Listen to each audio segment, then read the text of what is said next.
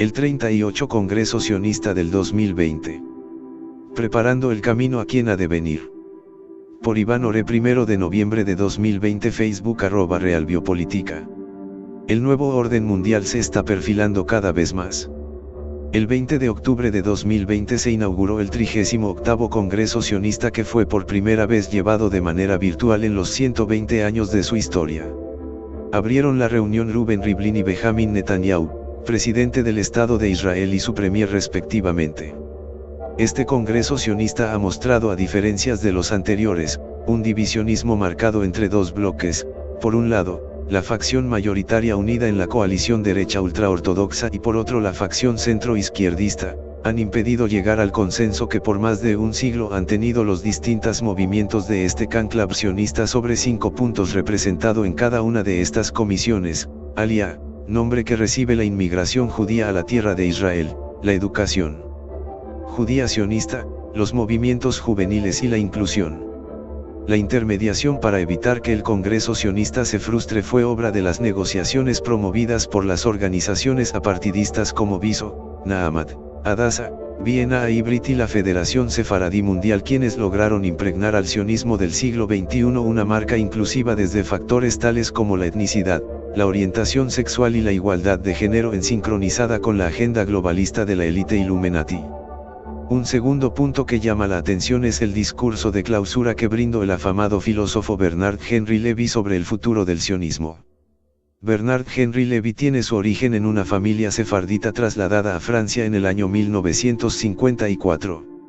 Fue formado en el Instituto de Estudios Políticos de París y en la Escuela Normal Superior en 1968 bajo la cátedra de Jacques Derrida y Louis Althusser, consiguiendo notoriedad en 1976 como joven fundador de la corriente denominada la de los nuevos filósofos, la cual se caracterizó por ser una reacción a los dogmas de la izquierda radical de la Revolución de Mayo de 1968. En 1985 fue parte de la lista de peticionantes a favor de que los Estados Unidos den su apoyo a los contras de Nicaragua, grupos paramilitares de extrema derecha. Desde 1993 preside el Consejo de Supervisión del canal de televisión estatal franco-alemán Arte, asociación relativa a la televisión europea, al cual se han sumado otros países del continente. Anna Applebaum, premio Pulitzer y columnista de The Washington Post bajo el título "Los goles de Francia en Libia se acercan un poco más a casa", nos dice: ningún consultor astuto acecha entre bastidores. Al contrario, el hombre que presentó a Sarkozy a los rebeldes de Benghazi no es otro que Bernard Henry Levy, un filósofo pop tan francés que no puedo pensar en un equivalente estadounidense.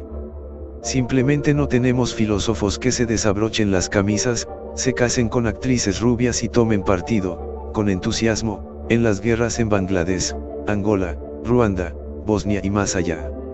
Al ponerse del lado de la súplica emocional de Levy de una intervención humanitaria, una decisión que sorprendió incluso a su ministro de Relaciones Exteriores, Sarkozy claramente cree que podría compartir algo del glamour del filósofo. En interés de lo que queda de la solidaridad de la alianza, ningún miembro de la OTAN vetó la Operación Libia, que fue impuesta a la organización por el presidente Obama.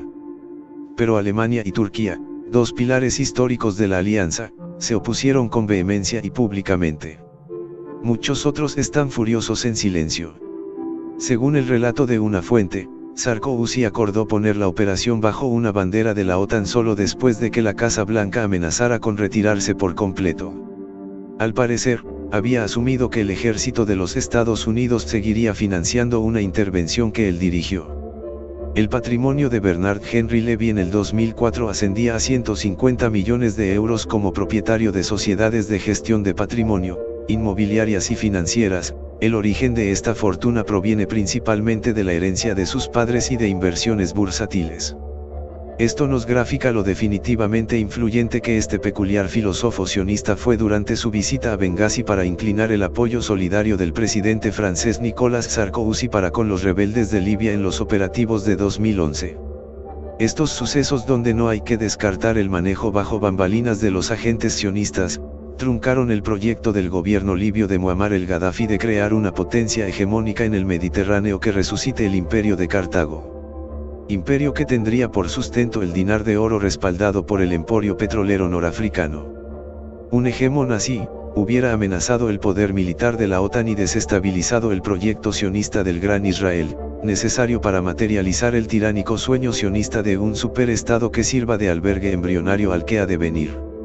El resultado de la intervención militar en Libia fue el asesinato de Gaddafi y la fragmentación del país en diversas unidades políticas enfrentadas y diagonal o aliadas entre sí que han convertido al antes próspero país en un estado fallido.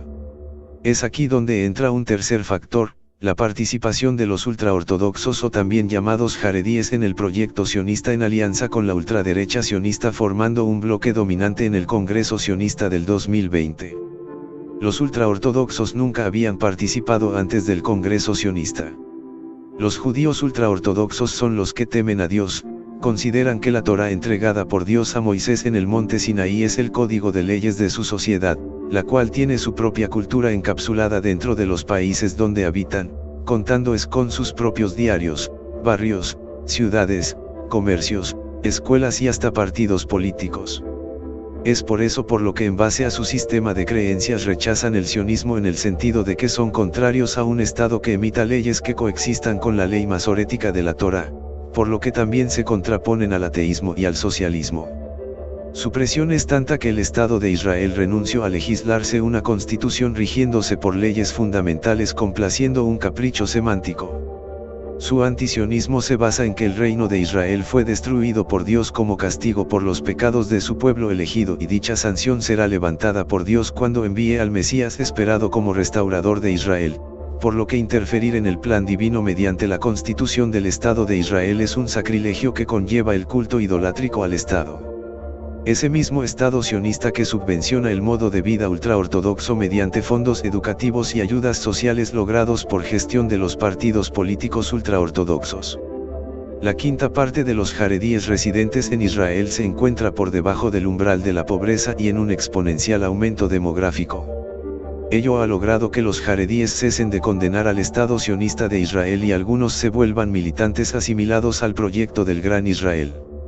Esta puerta se abrió por el rabino ortodoxo Abraham Isaac Cohen Cook, uno de los padres del sionismo religioso y primer rabino principal askenazí de la Palestina del mandato británico en la tierra de Israel, y primer gran rabino del Estado de Israel para quien la colonización judía de la tierra de Israel es el inicio de la salvación, considerando al sionismo como un plan divino dirigido por la providencia del mismo Dios, llegando a afirmar que, aunque los sionistas no sean conscientes de ello, están trabajando por acercar la salvación y la llegada del Mesías esperado. Aunque el rabino tuvo la constante oposición de los jaredíes ultraortodoxos, últimamente la unión de ambas líneas, la moderada y la radical no sería un remoto suceder.